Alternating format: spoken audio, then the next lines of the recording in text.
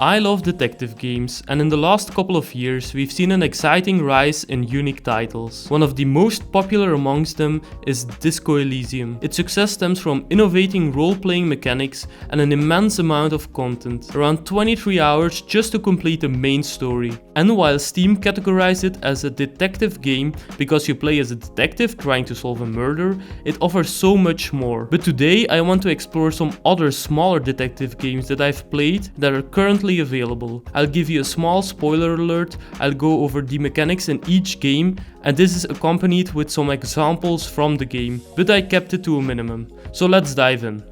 Let's start with probably my favorite game on the list, The Return of the Obra Dinn, and I really love this game. It's such a unique spin on the detective genre. You play as an inspector for the East India Company, tasked with uncovering the fate of all 60 people aboard the Obra Dinn. You have to figure out who they were, how they died, and in many cases who killed them. The game starts by you receiving a book from someone named Henry Evans, along with a pocket watch called the Memento Mortem, which means remember death. The pocket watch lets you inspect the bodies of the crew and hear their final moments. You can also get to see the still frame of their death, which lets you examine their final position and circumstances. For example, take this poor soul. Definitely not a nice way to go. You can move around and explore a small radius around each victim. This is where you really have to put your detective skills to work. You have to pay close attention to everything. Voices and accents, visual clues like outfits, and even smaller details in the environment. This game is not for the faint of heart, and you can't brute force your way through. It only confirms your progress when you identify 3 people correctly, so cycling through random guesses won't get you anywhere. The scenes you encounter are overwhelming at times, packed with things to observe and deduce. But the music, oh man, Soldiers of the Sea is a really nice track.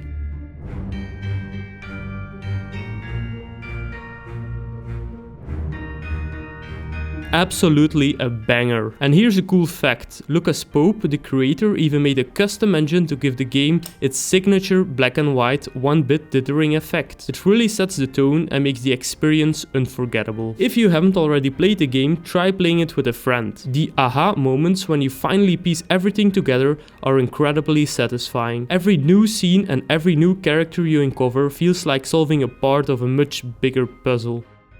Let's go to 7042. The Case of the Golden Idol is a pixel art point-and-click detective game where you solve a series of murders, all revolving around the mysterious golden idol. You move through different scenes, collecting clues scattered around, and then fill in a summary of the events. A summary that's full of gaps. As you work through each scene, you'll get confirmation once every piece of the text fits correctly. This allows you to start where you feel most comfortable, gradually piecing together the full story. What's great is that you can't brute force your way through the game. It only tells you how many mistakes you've made, but not exactly what went wrong. There are 3 possible outcomes for each case: not filled in correctly, fewer slots are incorrect, and everything is filled in correctly, leaving it up to you to fill in the blanks. You can play without any hints, really putting your observation skills to the test. And I'll give you a small spoiler for the start of the game, so skip ahead if you don't want to hear it. In one scene, we come across a letter signed by 2 people. One of them is a doctor. The letter talks about how they plan to divide the loot they found on their journey. By checking what these 2 individuals have in their pockets,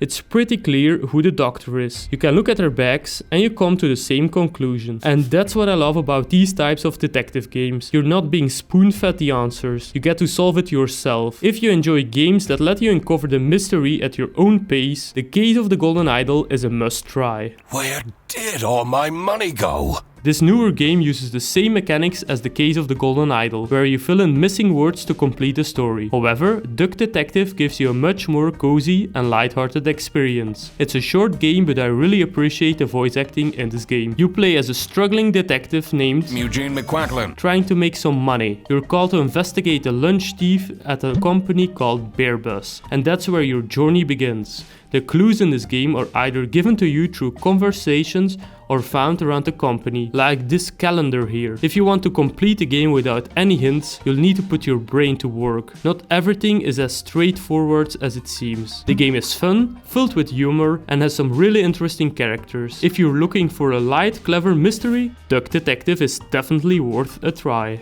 This fresh smell. Overboard is a really fun and unique game. This time, instead of playing the detective, you are the culprit, the one who threw her husband overboard. Your mission is simple, create an airtight alibi before 4 PM. But it's not going to be easy. You'll need to frame people, blackmail others, and use every trick in the book to get everyone on your side. Every decision you make costs time, so you have to think carefully and act quickly. And trust me, taking a nap in your cabin is not as smart as you think. You can try and juggle with this man's keys in his pocket, if you know what I mean. And just when you've gotten away with it, someone always trying to expose your crime and send you to jail. You likely need a few attempts to reach a perfect ending, but don't worry, you can replay scenes and use your past decisions to make each new run easier. It's fun, a little on the short side, but it offers a refreshing twist on the murder mystery genre. Do you believe when I say that the next game has endless possibilities, always new subjects, new cities, new cases, and there's so much to explore?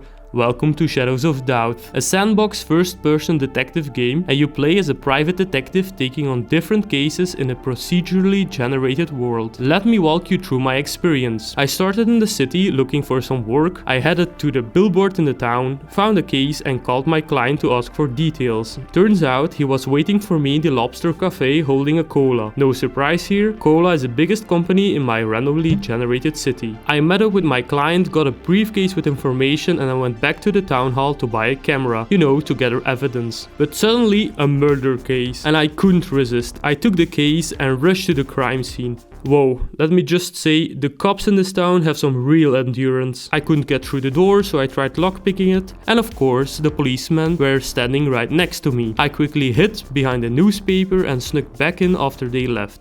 I gathered some evidence, and guess what? It looked like someone was stalking our victim. I quickly took a picture of his good side and went to the company he worked, called Mint Corp.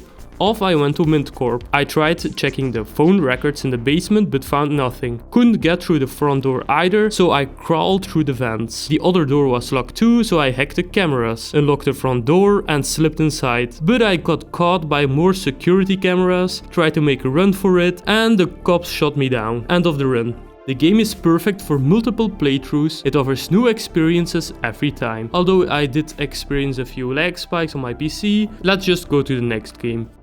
A game that focuses heavily on its story rather than the experimental game mechanics is the Painscreek Killings.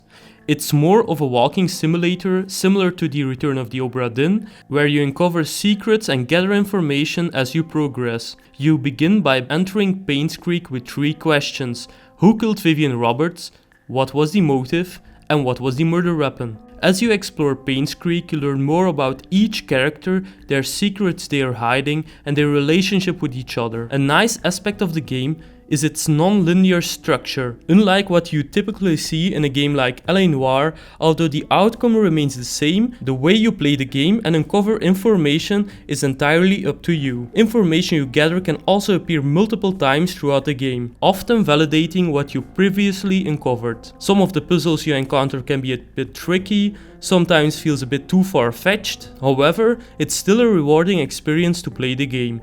Out of all the detective games I've played, the Painscreek Killings is definitely one of the more challenging ones. I couldn't complete this one without searching for answers online. The last game on my list is Her Story, a truly one-of-a-kind detective experience. In this game, you unravel a mystery by watching police interview clips featuring a suspect named Hannah. Each time you view a clip, you can search the database for more information. For example, when Hannah mentioned a barmaid named Helen, you can enter her name into the database to see if additional clips appear. After searching, I found another clip where Helen's name is mentioned, and that's the essence of the game. You're constantly searching for answers and uncover the truth. However, Her Story can be quite challenging to complete. With so many different clips, piecing together the story can be tough. I found myself stuck more than once and caught in an endless loop of the same clips without uncovering any new clues. So this was my list of detective games. I hope you liked the list and maybe you want to play some of them yourself. Like, comment and subscribe if you want more videos like this one. And stay awesome, my friends. I see you next time.